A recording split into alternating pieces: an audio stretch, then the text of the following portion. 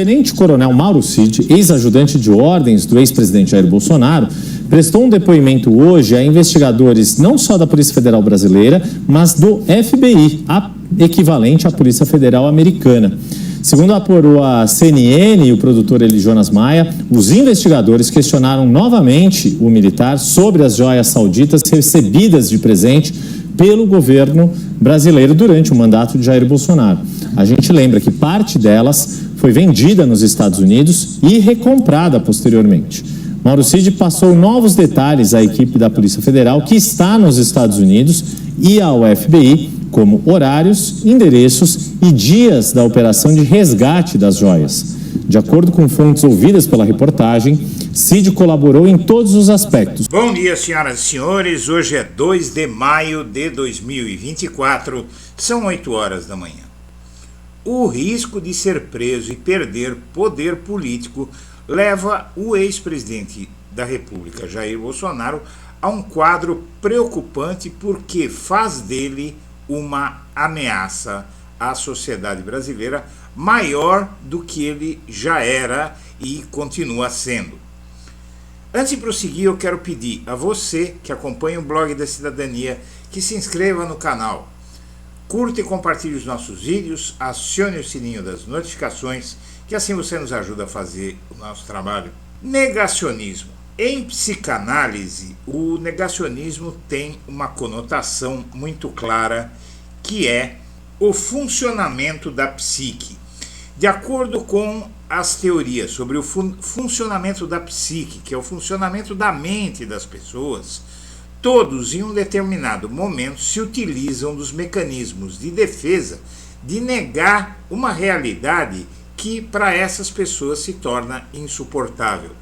Por exemplo, um marido que tem uma mulher que ele ama muito, à beira da morte, adota uma postura de negar que a morte dela seja possível.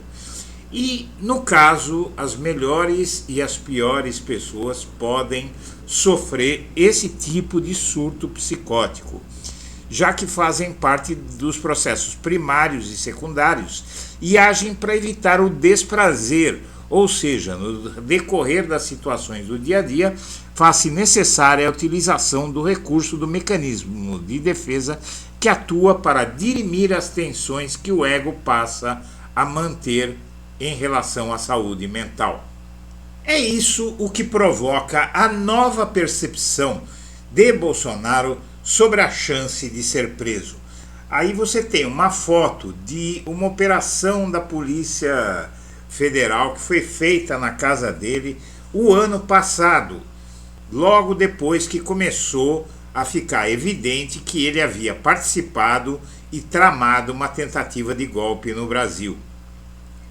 E agora você vai ver o que acontece em relação ao Bolsonaro por conta da possibilidade de ele ser condenado e preso ao longo de 2024, provavelmente com prisão no limiar de 2025.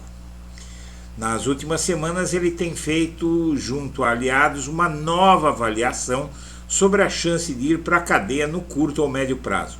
Ele acredita que a possibilidade de ser preso, pelo menos hoje, diminuiu em relação ao início do ano, quando chegou a pernoitar 2 noites na Embaixada da Hungria.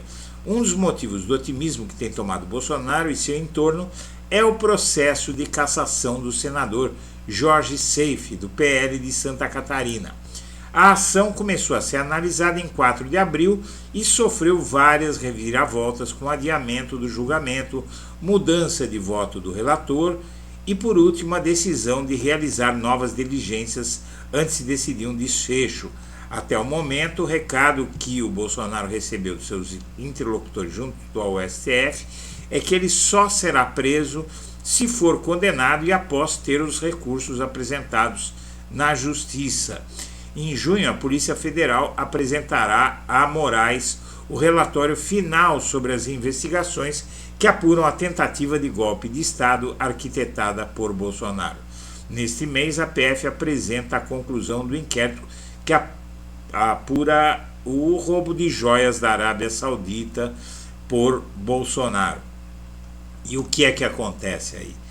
você viu no início aqui da matéria a operação da Polícia Federal e do FBI conjuntamente nos Estados Unidos. Essa operação não é brincadeira e foi determinada pela Procuradoria-Geral da República e, na verdade, segue uma rota muito clara e chega a ser ridículo que alguém ache que todas essas engrenagens da justiça estão se movimentando a troco de nada. Seria a desmoralização completa do judiciário brasileiro, principalmente após a prisão dura que vem ocorrendo de bagrinhos, das pessoas que foram lá, quebraram tudo, e vai se dizer para a sociedade que aqueles que determinaram aquilo, que aqueles que influíram naquilo, não tem culpa nenhuma, vai se prender só os peões e deixar os jogadores livres. Seria o fim da República. Mas Bolsonaro prefere acreditar nisso. Na verdade, essa questão do Jorge Seife é um recuo tático do Alexandre de Moraes. O Moraes não é bobo, ele sabe que nesse momento existe uma maioria no TSE que está já se movimentando por conta de mudanças que o tribunal vai sofrer nos próximos meses, e ele não quer deixar pontas soltas neste momento para uma eventual rejeição ou um recurso que tenha força suficiente para mudar a situação. Além de tudo isso, ele espera uma melhora no clima para tomar uma atitude que vai ser realmente muito importante, porque toda vez que você caça o mandato em vigor de um político, você está caçando os eleitores dele. Então você não caça apenas um político. O que o Congresso fez com Dilma Rousseff em 2016 não foi caçar apenas a Dilma. O Congresso caçou mais de 60 milhões de votos da Dilma Rousseff. Então aqui o que se tenta é criar um momento propício para tomar esse passo, assim como o Alexandre de Moraes já mostrou que joga xadrez. Ele não faz o que os adversários estão esperando e ele age quando eles menos esperam. Ao mesmo tempo que o Bolsonaro acredita que vai sair livre, leve e solto dessa, o Supremo continua condenando mais bagrinhos pelo 8 de janeiro. Já são 196 pessoas condenadas a penas duríssimas de prisão de quase 20 anos. E não é nem cabível que alguém cogite que a justiça vai ficar só nessas pessoas que quebraram vidraças. O passo a passo da condenação de Bolsonaro à prisão já vem sendo deixado muito claro, não é? São várias as matérias, é desnecessário dizer, porque isso vem sendo repetido reiteradamente aqui no canal e na imprensa em geral, que o Bolsonaro agora se defronta em maio e junho com 2 momentos de denúncias da Procuradoria-Geral da República e da Polícia Federal para a Procuradoria-Geral da República e da PGR para o Supremo, não necessariamente nessa ordem, porque a entrega da denúncia da Polícia Federal vai ser feita ao Supremo, só que o Supremo vai remeter à Procuradoria-Geral da República, que aí sim remete para o Supremo com decisão sobre arquivamento ou sobre denúncia.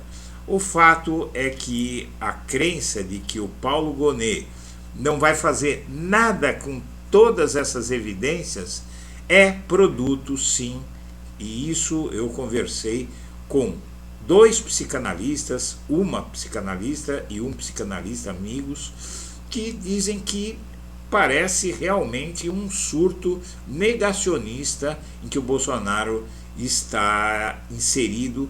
Eu mostrei tudo que há contra ele para essas pessoas que não são juristas e dizem: olha, eu não sei se é possível que essas prisões aconteçam. Essa foi a opinião comum de 2 psicanalistas. Eu não sei se isso é possível, se essa prisão é possível, se juridicamente as coisas estão nesse ponto. Mas se essa situação jurídica do Bolsonaro for real, e analisando o tipo de comportamento que ele adota no dia a dia, é muito possível que ele esteja sofrendo um surto psicótico, inclusive potencializado pelas manifestações em que dizem a ele que nada vai acontecer e que ele é o imbrochável, imorrível e incomível. Seja como for, a própria Gazeta do Povo, que é um veículo bolsonarista até o talo, já diz que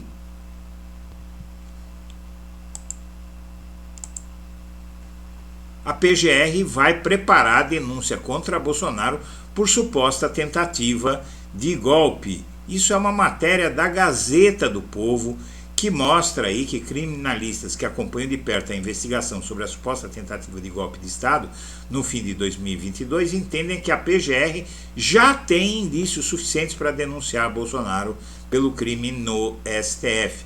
É uma matéria de um jornal bolsonarista, financiado inclusive pelo bolsonarismo, ligado ao bolsonarismo até o talo.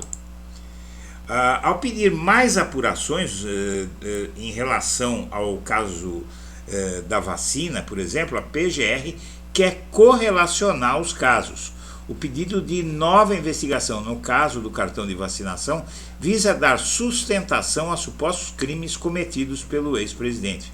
Um novo elemento apareceu na Procuradoria-Geral da República por mais investigações no cartão de vacina do ex-presidente. Ao requerer apurações mais detalhadas, o PGR Paulo Gonet quer saber se o grupo que falsificou certificados de vacina contra a Covid aguardava uma espécie de golpe de Estado no Brasil para voltar ao país. É só isso que está acontecendo. E, enquanto isso, uma bancada evangélica, na Câmara dos Deputados, reage a uma proibição de proselitismo religioso em prisões. Na verdade, aqui você vê uma cena de pastores evangélicos arrebanhando detentos para seu controle, não é, para sua influência, e a justiça quer impedir que essas seitas evangélicas, na verdade, não tem outro jeito de qualificar, vão aos presídios recrutar gente que inclusive é perigosa, né? O governo estreia a campanha Fé no Brasil, focando em economia no Dia do Trabalhador, e vale a pena dar uma olhada nessa nova campanha do governo federal que tenta mexer com o cérebro, com a racionalidade das pessoas. Almoço de domingo é assim, tem gente que gosta de carne, tem gente que prefere legumes, mas sabe o que o seu Pedro gosta mesmo? É de ter comida na mesa para toda a família. No último ano, mais brasileiros conquistaram um emprego para cuidar melhor das suas famílias. O salário mínimo voltou a crescer acima da inflação e mais de 15 milhões de pessoas não vão precisar pagar imposto de renda. Com o Desenrola Brasil, até agora mais de 14 milhões de pessoas aproveitaram para renegociar as suas dívidas e muitas limparam o nome na praça. Voltamos a estar entre as 10 maiores economias do mundo e temos a menor taxa de desemprego em 10 anos. Já são mais de 2 milhões de novas vagas de trabalho. A gente pode até pensar diferente, mas nisto o brasileiro concorda. Quando a economia melhora, é bom para você, para sua família, é bom para todo mundo. Isso é só o começo, tem muito trabalho pela frente. Fé no Brasil, a gente tá no rumo certo. Brasil, união e reconstrução. Aqui é preciso que a gente reflita o seguinte, minha amiga, meu amigo. O governo Lula, o primeiro governo Lula, também teve dificuldade nos 2 primeiros anos e depois a gente sabe o que foi que aconteceu. E a mesma coisa vai acontecer agora. A multa é o mínimo. O Lula corre risco de ver o Boulos ficar inelegível por causa do pedido de ontem de votos para ele. Foi um erro inacreditável, mas enfim, são coisas da vida. A deputada Tabata Amaral, que vai disputar a prefeitura de São Paulo, diz que ficaria neutra em eventual segundo turno entre Boulos e Nunes. É brincadeira. Com Nunes no Vaticano, São Paulo pode ter bispo da Universal como prefeito. Seria o presidente da Câmara, porque o Nunes não tem vice. Ele é o vice que assumiu quando o prefeito Bruno Covas morreu. E o presidente da Câmara de São Paulo e o primeiro vice-presidente também estão impedidos porque estão em campanha. Então o bispo da Universal vai governar São Paulo por alguns dias. E a privataria da Agência de Saneamento Básico de São Paulo, a Sabesp, infelizmente é favas contadas e agora a gente pode esperar aqui conta de água cara, como acontece toda vez que é privatizada alguma coisa nesse país. Bom, o Lula deve trocar o secretário-geral da presidência, o Márcio Macedo, porque é a segunda vez que, segundo a Mônica Bergamo, aqui da Folha, que ele faz manifestação mal planejada. Por fim, a direita vai tentar barrar essa contratação de agência publicitária pelo governo Lula e numa tentativa evidente de impedir que o governo fale com a população. Senhoras e senhores, eu agradeço a atenção e deixo meu abraço para todo mundo.